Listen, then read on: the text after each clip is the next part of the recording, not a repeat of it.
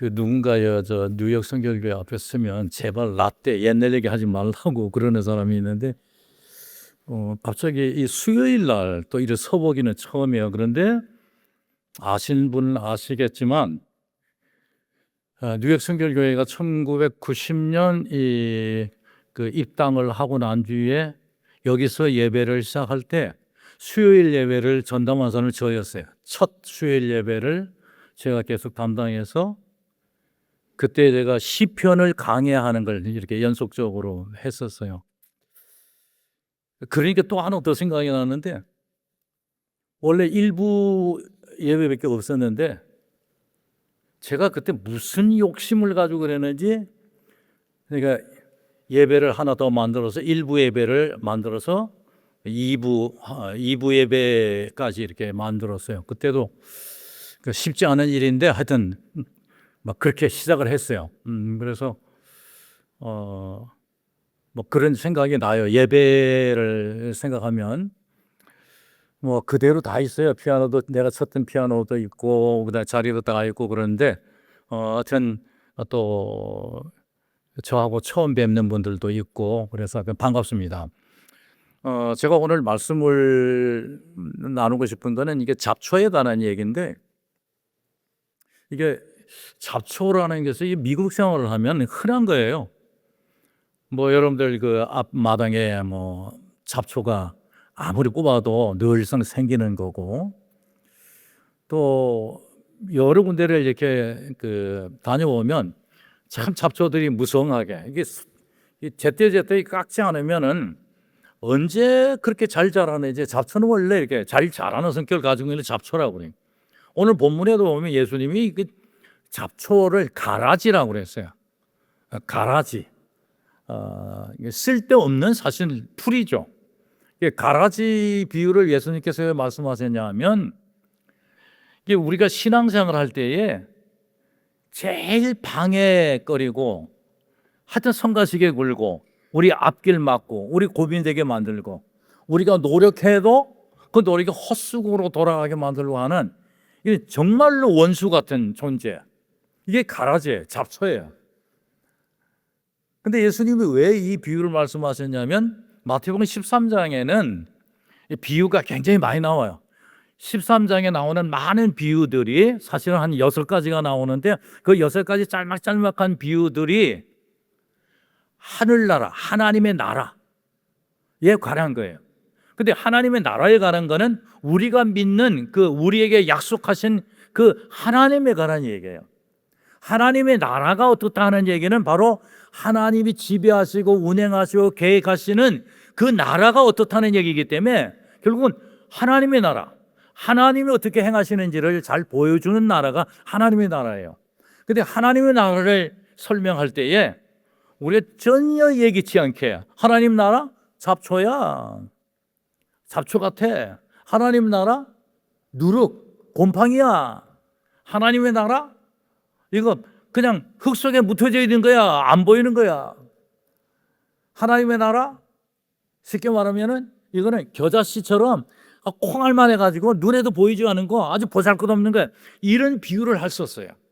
이게 왜 그랬을까? 하나님의 나라를 멋있게 좋게 긍정적으로 표현할 수도 있었을 터인데, 예수님은 이 13장에서 누차 6가지의 단계에 이게 비유를 연속적으로 이렇게 많이 하신 적이 없어요. 그래서 마태복음 13장은 그냥 하늘나라 하나님 나라에 대해서 예수님이 줄기차게 6차례에 계속적으로 말씀하신 장이에요.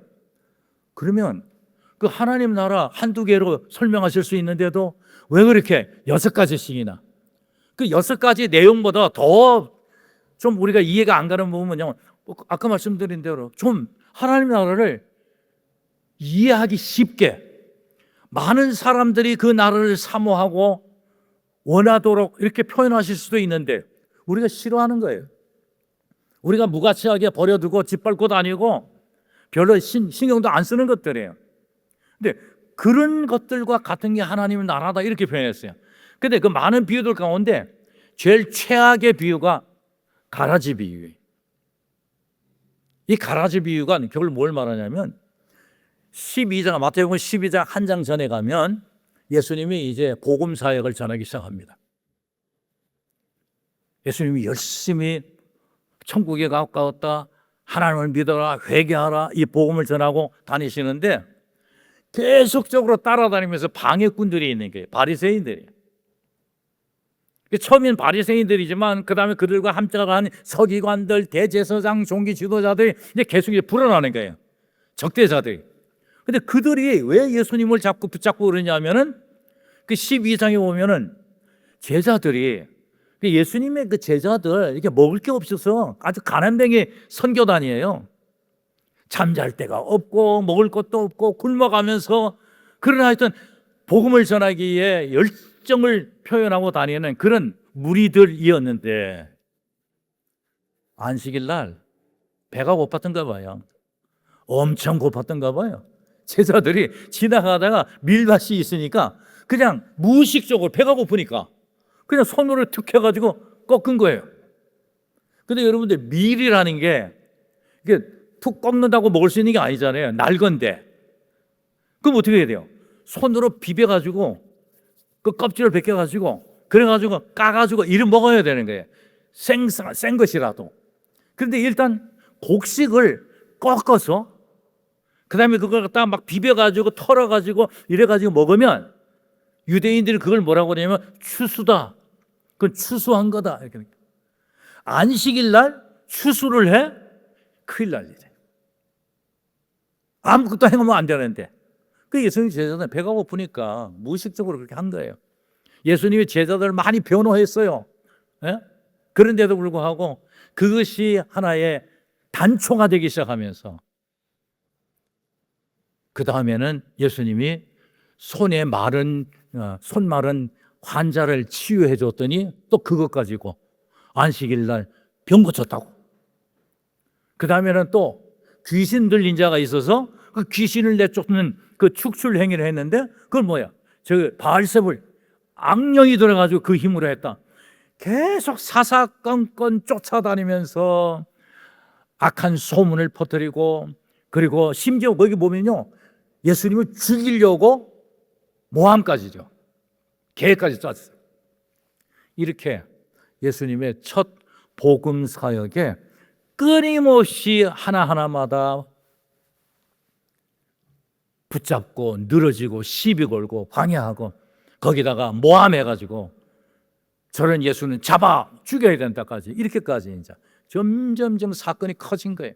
그때 예수님이 너무 화가 나가지고 그런 세력들을 가르쳐 뭐라고 얘기하냐면, 이 독사의 그런 말이죠. 독사의 자식들하고, 근데 자식을 우리가 개 뭐 하듯이 그런 말이에요. 이 독사의 자식들. 심한 욕을 했어요. 얼마나 속에서 막 불이 탔으면 그러겠어요. 그리고 그런 사람들을 보고 뭐라고 하냐면, 지금 이게 악한 세대, 악한 세대다, 이렇게 표현했어요. 그런데 보세요. 그리고 난 뒤에 13장에 가서 자신이 하나님 나라 확장을 위하여 복음 사역을 하고 있는 그 얘기를 할 때에 씨앗 뿌리는 거, 가라지 비우, 이런 얘기를 했단 말이에요. 제가 얼마 전에 뉴욕 선결교회에서 그 부교역자로 있었던 후배 목사 두 사람을 만나가지고 셋이서 회포를 좀 풀었어요. 만나서 이제 점심 식사를 이렇게 하는데 저보고 연장자라고 기도를 하라고 그래가지고서 이제 기도를 했는데요. 기도하고 나는데 이 두 사람이 약간 시비를 걸더라고요. 아니 목사님, 아니 히페르면은 기도를 하려면 축복 기도를 해주시지. 아니 복음을 전하는데 25%의 복음의 성공률이 나타나게 하시고 이러고 말씀을 전하고 선교하는데 25%만이라도 감사하고 감사하게 해주시고, 이렇게 이제 기도를 했더니만, 아니 100%도 모르겠는데 25%는 뭐예요? 기분 나쁘게. 한 70% 80% 정도 그렇게 기도해 주면 안 돼요. 그래서 내가 아이고 이 양반들아, 성경에 마태복음 13장 못 읽었나? 예수님이 그랬잖아. 씨앗을 뿌리는데 그 씨앗은 뭐예요? 복음의 씨앗을 뿌리는 거예요. 씨앗을 뿌리는데 하나는 길가에 떨어지니 새들이 와서 싹 그냥 낚아채 먹어버리고, 그다음에 또 하나는 돌들 위에 썰으니까 이게 뿌리를 내리지 못해가지고 그냥 말라가지고 비틀어져 버리고, 그다음에 또 하나 떨어지는데 이게 가시덤불 속에 들어가는데 자라는 것 같더니 그냥 막 방해물이 있으니까 펴지도 못하고 그냥 시들어 맞아가 죽어버리고, 그나마 하나가 제대로 된 데 떨어졌다. 이게 뭘 말합니까? 우리가 계획을 세우고 전략을 가지고 철두철미하게 준비해가지고 복음 전하고 하고 해봤자 25%가 최고야. 4분의 1, 원 쿼터. 그래서 놀라운 게 뭐예요?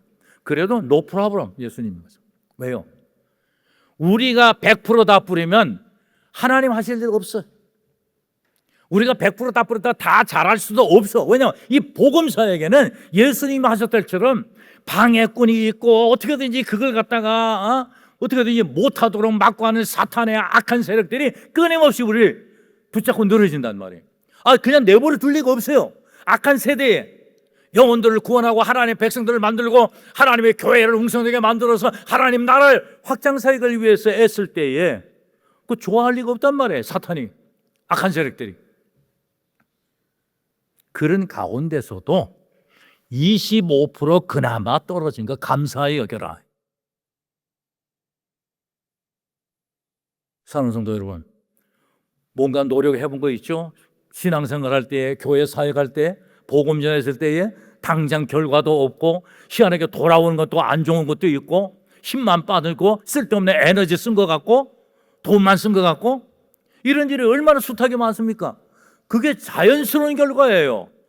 어쩌다가 걸려 들어가지고 온 건요, 내 덕으로 한 게 아니에요. 다 25% 몇 사람들이 25% 해가지고 몇 차례에서 네 번째 나가 25% 그래가지고 온 거예요. 그럼 이 얘기는 뭐예요? 계획했다가 안 됐다고 포기하면 안 된다는 얘기예요. 복음을 전하는 일, 하나님의 사역을 할 때에 계획이 이게 중요한 게 아니에요. 예수님 말씀 뭐야? 닥치는 데 해요. 닥치는 대로. 때를 얻든지 못 얻든지라는 말을 아주 쉽게 표현하면 닥치는 대로 해라. 닥치는 대로. 계획 세워가지고 좋을 때 해. 내가 이렇게 특별히 뭐가 좀 있을 때, 여유 있을 때 하는 게 아니에요. 나 또한 여러분 또한 내가 복음을 만나게 되고 예수님을 만나게 된 거 어떤 계획이 있어가지고 전략 가운데서 맺혀진 거 아니에요. 그런데요, 이 가라지 비유는 뭐냐? 이 가라지 비유는 그냥 우리가 떨어뜨린 거에 25% 정도밖에 안 되는 건데 이걸 하나님이 어떻게 만드세요? 30배, 60배, 100배를 만든다. 씨앗은 우리가 뿌리고 그 다음에 끝. 너희들은 또 딴 데 가서 계속 씨앗 뿌려. 닥치는 대로 씨앗만 뿌려. 나머지는 내 일이야. 하나님의 일이 뭐예요? 땅 속에 들어가면 복음이 들려지면 복음이 선포되면 전달되면 그 다음에는 그 심령 가운데 마음 가운데 생각 속에서 자라게 하고 갈등 갖게 만들고 하는 건 하나님이 하시는 거예요. 성령을 통해서 하시는 거예요. 그들이 마음속에까지 들어가는 거 우리가 못해요. 근데 가라지 비유는 뭐예요? 가라지 비유는 우리가 뿌린 것 가운데 25%만 된 것도 그냥 감사하게 여기면 하나님이 그것 가지고 만드시니까. 그런데 가라지 비유는 그것조차도 못하게 만든다는 거예요. 25%도 안 되게 만든다는 거예요. 오늘 본문에 뭐라고 하냐면 씨앗을 뿌려가지고 자라고 있는데 잠자고 있는 사이에 우리가 깜빡 모르고 있는 사이에 악한 자가 와서 방해하느라고 그 옆에다가 뭘 뿌려요? 또 하나 씨앗을 뿌려버린 거예요. 우리는 잘 몰라요. 그게 똑같은 모양이니까. 가라지하고 알곡하고 똑같아요. 그게 처음에는 분간이 안 돼요. 전문가가 아니면 잘 안 보여요. 하나님 아니고는 잘 안 보여요. 우리 눈에는 그 분간이 안 돼요. 진짜 신자인지 가짜 신자인지 몰라요. 제가 잘 아는 그 교회에 최근에 그 수련회를 한대. 중고등부 수련회를 한다고 그러는데 거기에 그 교회에 나오는 젊은 집사님 내외가 있고 거기 자녀가 몇 명 있는데 이 집사님이 그 교회 매주일마다 빠짐없이 나오는데 교회 등록을 안 한대. 다들 이상하게 여긴다는 거예요. 아니 매주일 와가지고 예배 참석하고 또 그다음 친교 모임에도 있고 그 자녀들도 계속 보내고 이러는데 교회 등록을 안 한대. 그 교회 등록을 안 한다는 얘기는 뭡니까? 그냥 참석만 하고 신자의 의무는 안 하고 교회에서 베푸는 거 받아먹을 건 다 받아먹고 이런다는 얘기예요. 뭔 얘기냐 그랬더니 요번에 수련회를 가는데 1인당 얼마씩 돈을 내는데 아이들을 이렇게 교회에다 보내놓고 나서는 그 수련회비를 낼 수가 없다, 안 되겠다 이런다는 거예요. 그래서 당회까지 열어가지고 이 자녀들을 데리고 갈 거냐, 교회에서 다 지불해가 데려갈 거냐, 아니면 못 오게 할 거냐 고민하다가 거기서 어떻게 했어요? 그냥 데려가자, 교회가 다 하고 가자, 그렇게 결정했대요. 내가 잘했다고 그랬어요. 왜 그런지 아세요? 이 가라지 비유가 바로 그걸 말해요. 오늘 제가 제목이 뭐라냐? 잡초 속 은혜. 여러분, 하나님의 은혜가 어디 있어요? 우리 하나님의 은혜가 막 하늘에서 떨어지고 말이야. 하나님의 은혜가 막 그냥 돈이 굴러 들어오고, 하나님의 은혜가 막 뭐 이런 대단한 이런 것들, 기적 같은 거 이런 데 일어날 때 하나님의 은혜 그러잖아요. 그 은혜는 왔다가 가요. 그보다 더 큰 애가 아니면은 감사하지 않아요. 그런 은혜는 계속 와야 돼. 계속 해야 그게 그냥 내 안에서 진짜 은혜 감사, 지속적으로 감사하지, 왔다가 사라지면 에이 이렇게 되는 거예요. 근데 잡초가 뭐예요? 가라지라는 거는 이거 오늘 본문에도 보면요, 누군가 우리가 살짝 모를 때 심어버린 거예요. 이단들이 그렇잖아요. 가장해가지고 싹 와가지고 처음부터 와가지고요, 아주 진짜 신앙생활 잘하는 것처럼 싹 이렇게 들어온단 말이에요. 그러면 우리가 혹해가지고 막 아이고 이러면서 막 교회 그냥 이렇게 환영하고 막 베풀고 이러는데, 그런 사람들이 들어와가지고는 시간이 가면서 슬슬 교회 안에 비판하고 뭐 문제 같은 거 이런 것을 만들어내가지고 사람, 성도들 갖다가 흔들고 이러거든요. 근데 이 가라지가 아까 말씀드린 대로 처음에 뿌리면은 뜰 때는 똑같아서 구분이 안 돼. 근데 이게 농부들이 와가지고 주인 보고, 이거 이 가라지 이거 잡초 이거 뽑아버릴까요? 그랬더니 눈에 보이기 시작했거든. 이제 처음에 뿌려질 때는 못 봤는데 나중에 싹 지나가는 때 요놈 요거 가라지네, 이거 뽑아버려야겠다. 주인 보고 물어가지고 그때 노노노노노 아직 나지 이런 거예요. 아니 왜요? 이거 빨리 뽑아버려야지. 옆에 있으면 안 좋은데요. 이 영양가 다 뺏어 먹고. 주인이 뭐라 그랬어요? 놔둬라. 잘못하면 어떻게 돼요? 알고까지 뽑아버린다니까요. 그 무슨 얘기인지 아세요? 이게 원래 잡초라는 거예요. 잡초성 식물들은 땅 속에 일단 들어가잖아요. 들어가면 번식력이 엄청 강해요. 그래가지고 이 뿌리를 쫙 뻗는데 이 녀석들이요, 알곡 쪽에 가가지고 뿌리를 엉켜버려요. 이렇게 같이 가만 안 놔둬요. 그게 잡초 가라지의 성격이에요. 우리 주위에 아주 교묘하게 꾸며가지고 뭐 신앙 좋고 우리에게 뭐 좋은 사람처럼 이렇게 다가오는데 보면 그냥 얽어가지고 꼼짝 못하게 만들어요. 그래서 잡아당기면요 같이 올라와요. 알고까지. 그 주인 너무 잘 알거든요. 농사해본 사람도 안단 말이에요. 놔둬라, 아직 멀었다. 그래서 이게 우리가 신앙생활 하면서 우리도 이제 눈에 보이잖아요. 저 사람 어떤 사람, 교회에 나오지만 저 사람은 제가 막 아주 미운 사람, 저런 사람은 좀 안 보였으면 좋을 사람, 저런 사람은 자꾸 나한테 가지고 시비 걸고 나 보면 막 기분이 상하고. 우리가 세상 속에서도 그래요. 하나님 어디 계세요? 하나님 살아계신데 왜 이러네? 그냥 내버려 두세요. 제발 좀 하나님 이럴 때는 그냥 싹둑 잘라버리시고 힘을 나타나셔가지고 막 이래야 되는데 하나님 안 움직이셔. 답답해. 누가 봐도 저거는 아닌데 뭐라 그래요? 놔둬라. 그 내 일이다. 내가 처리할 거다. 어떻게 해요? 하나님이 처리하실 때는 우리에게 전혀 피해가 안 오도록. 근데 우리의 판단과 기준 가지고 했다가요 잘못 판단해가지고 오히려 더 문란해지고 더 큰 사건이 되고 이게 될 수 있다는 거예요. 그러니까 결국 뭐냐면 하나님의 은혜 중에 하나가 뭐냐면 잘못하면 우리까지 하나님의 백성들이 상처 입을까 봐 얼마나 하나님 섬세하세요. 그래서 참으시는 거예요. 참고 계시는 거예요. 우리 때문에. 그런데 우리가 막 나서가지고 막 열내가지고 이럴 필요 없다는 거예요. 그 시간에 우리가 뭐 해요? 그 시간에 우리가 해야 될 거 있어요. 그 잡초 옆에 우리가 있다는 건 뭐예요? 오늘 본문에 보면 우리를 하나님이 거기다 심기신 거예요.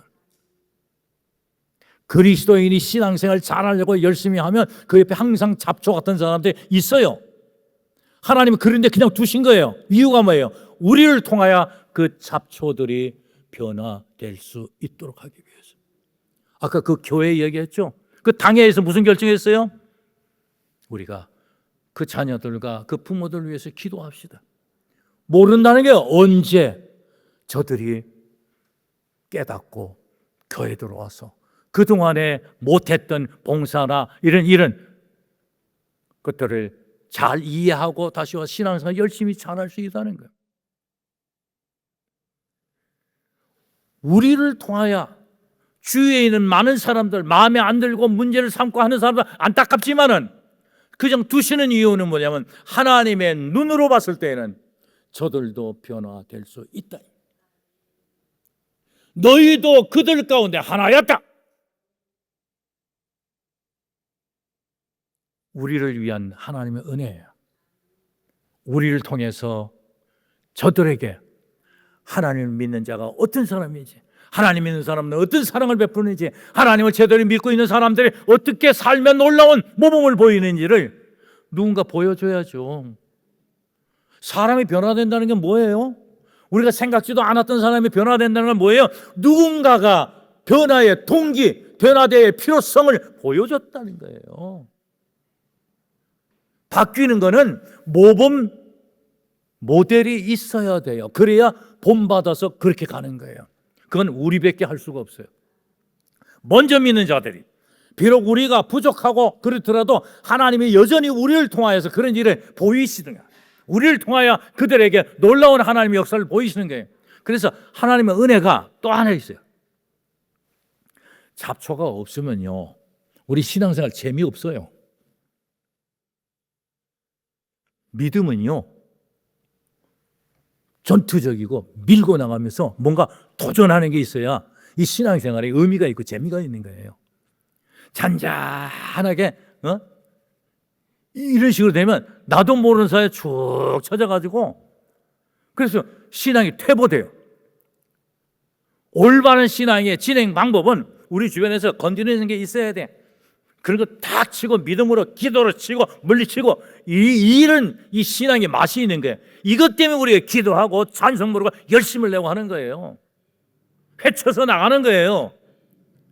잡초들이 있기 때문에 우리가 깨어있게 되고 조금이라도 더 기도하게 되고 조금이라도 더 하나님 앞에서 내가 바르게 신앙생활을 하면서 내 신앙의 연단과 훈련의 과정을 갖는 거예요.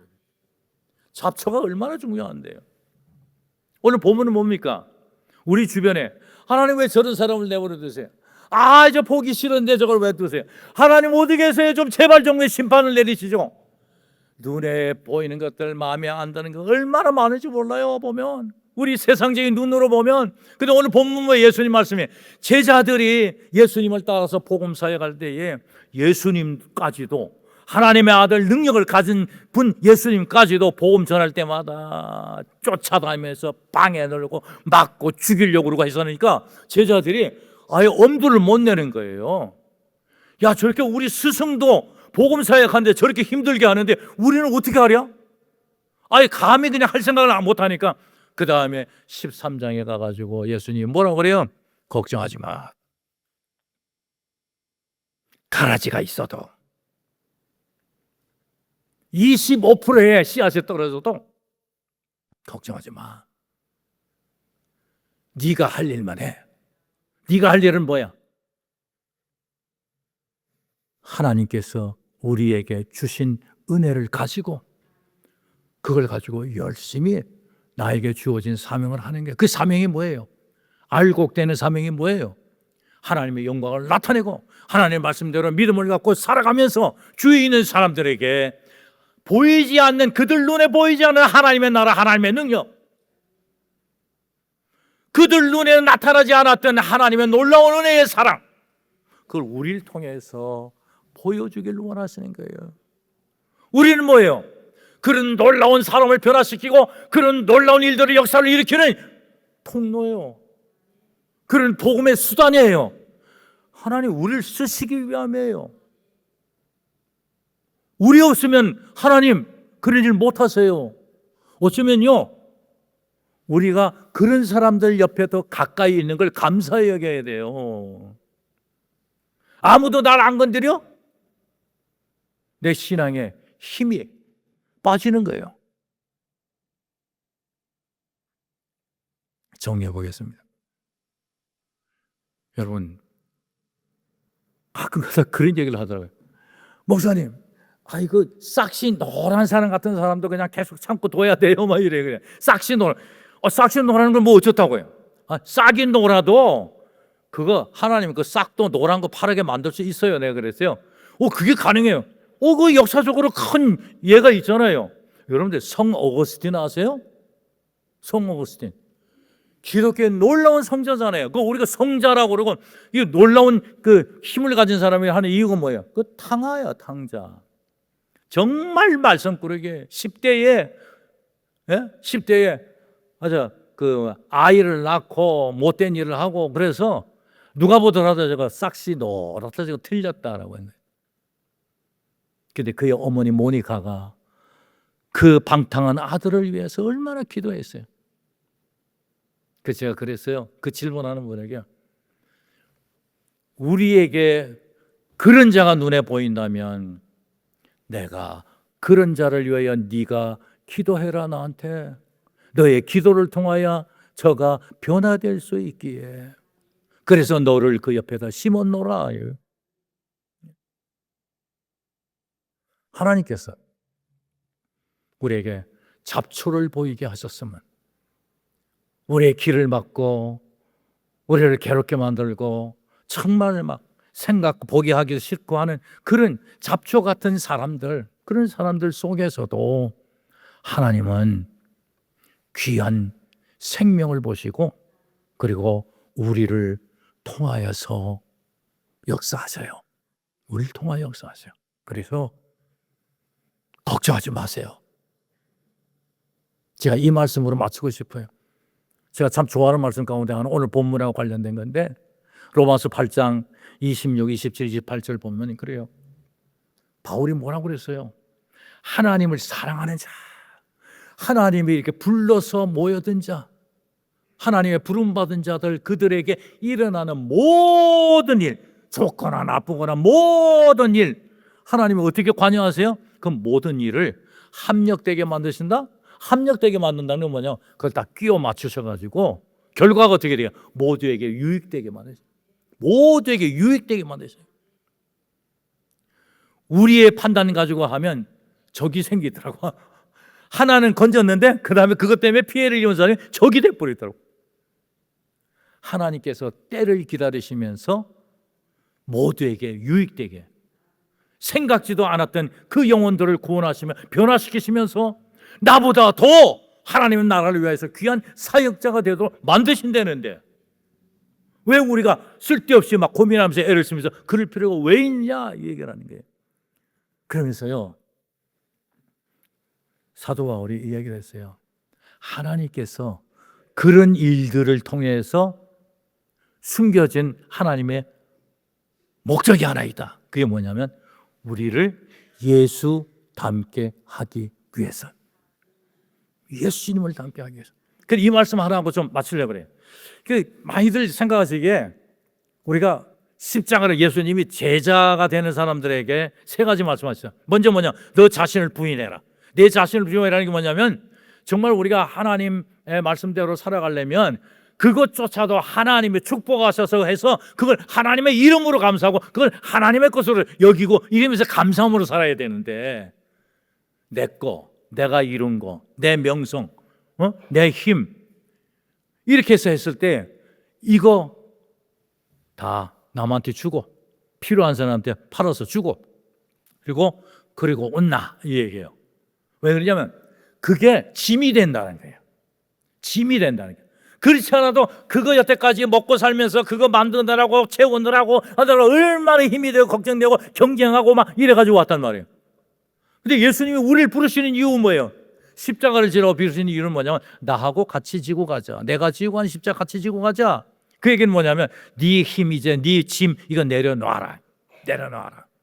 그런데 십자가가 뭐냐? 많은 사람들이 십자가가 마치 내가 만들어서 내가 지고 가야 될 십자가는 그게 아니에요. 십자가라는 건요 원래가 남을 위하여 지는 것을 십자가라고 그래요. 예수님이 자기 잘못해서 십자가 진 거 아니에요. 기독교의 십자가는 나 잘못 없어. 내가 한 거 아니야. 다른 사람이 한 거야. 그런데 그거를 대신 짊어지는 게 십자가예요. 갑자기 이북말씨가 나 죄송해요. 근데 이게 십자가는 남을 위하여 지는 게 예수님 뭐라고 했어요? 우리 보고 나하고 같이 하나님 나라를 위해서 복된 삶을 위해서 영혼들을 구원하는 사역을 위해서 나하고 이 십자가 같이 지고 가자. 세상을 구원하고 너까지도 구원시켰던 이 십자가 이 십자가를 같이 지고 가자. 이러고 초청하시는 거예요. 그러려면 어떻게 해요? 그 십자가를 예수님과 함께 지고 가려면은 지금까지 이거 했던 거를 일단 내려놔야 돼요. 이걸 다 버리라는 거 아니에요. 먼저 이 십자가를 지어야 돼요. 하나님께서 이건 책임지시니까 하나님께 맡겨버려라. 십자가를 다른 사람들의 십자가를 지고 그리고 끝까지 가면 그때 우리가 얻는 건 뭐예요? 부활 생명이라는 게 우리가 변화돼요. 내가 더 힘을 얻고 내가 더 놀라운 그 경험을 하게 되는 거예요. 이게 바로 십자가 끝에서 만나는 부활, 모든 것의 변화와 세수, 기적과 놀라운 일들이 일어나는 거기까지 가게 되는 거예요. 그래서 오늘 말씀에 잡초, 우리의 삶의 신앙생활에 마음에 안 드는 거 있어도 하나님 혹시 이걸 통해서 저를 통하여 이걸 변화시키려고 원하세요? 저의 삶을 통하여 저 영혼이 저분이 새롭게 변화되기를 원하시는가 봅니다. 알겠어요 하나님. 제가 더 주님의 말씀대로 살아가면서 저 영혼을 구원할게요. 복음 선포가 딴 거 없어요. 가서 지나가면서 한마디 던지고 그 다음에 하나님의 주신 감사함으로 함께 나누고 그 다음에 또 도울 수 있는 데가 돕고 어려운 일 있으면 같이 울고 웃고 하는 그냥 우리 삶이에요. 삶 자체예요. 그걸 통하여 하나님이 아무것도 아닌 것 같은데 하나님이 그걸 통하여 영혼을 구원하고 놀라운 변화를 일으키는 일을 하신다는 거예요. 그래서 그게 복음의 씨앗이에요. 그래서 잡초를 볼 때마다 근데 마당을 쓸고 뭐 할 때마다 아이고 이거 뽑느라고 막 힘들더라고 허리도 아프고 이거 뽑아놓으면 끝날 줄 알았는데 또 보면 나오고 근데 희한하게 저희 그 아들 며느리 보니까 바쁘다 보니까 아예 신경을 안 써버리더라고. 근데 우리 부부 눈에는 막 그게 들어오는 거예요. 근데 뽑으면 왜 뽑냐 자꾸 막 뽑지 말라는 거야. 괜히 허리가 아프대. 엄마 아빠 그거 뽑아봐요. 내일 다시 또 나와요. 누가 모르나 알지. 근데 일단은 못 참겠는 거예요. 그러다가 이 말씀 봉동하면서 그냥 내버려도 자. 그래서 나중에 이렇게 좀 뽑기 편할 때 하자 뭐 이런 생각을 했는데 지금 미국 이 생활 이렇게 하면서 보니까 잡초가 막 온통 있는 걸 보면서 그런 잡초도 보면서 하나님 감사합니다. 그런 속에서 하나님 나도 구원받았고 또 그런 것들 보면서 하나님께서 잡초도 하나님께서 필요에 의해서 쓰신다라는 것을 다시 한번 생각해 본 거예요. 그래서 여러분들 주님이 주신 하나님은 모든 거 하실 수 있어요. 하나님 하실 수 있어요. 하나님 다 바꿔놓으실 수 있어요. 우리를 통하여서 우리에게 부족하지만 우리를 통하여 때를 얻든지 뭐든지 우리의 모든 삶을 통하여서 하나하나 이렇게 행할 때마다 하나님 그걸 통하여서 놀라운 일을 행하세요. 하나님 약속하셨어요. 내가 너와 함께한다. 끝날까지 함께한다. 제가 최근에 와가지고 얼마 이렇게 있으면서 이민 목회하시는 목사님들이 힘들어하시는 걸 봤어요.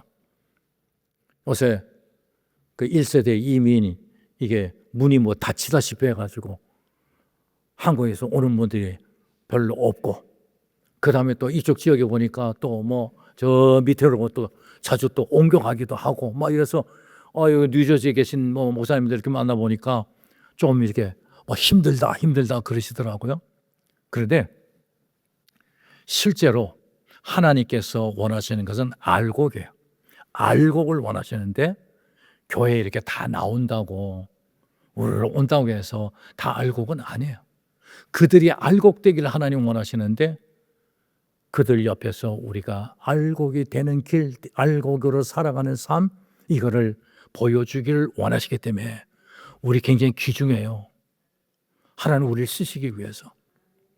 그리고 더군다나 이런 시기적으로 전도가 힘들고 또 그다음에 여러 가지로 이제 상황이 안 좋을 때에 이때 우리가 더욱더 복음 사역에 이 막혀진 담, 힘들고 어려운 이 상황을 뚫고 나가야 되는 거예요. 그걸 뭐예요? 하나님밖에 믿을 건 없어요.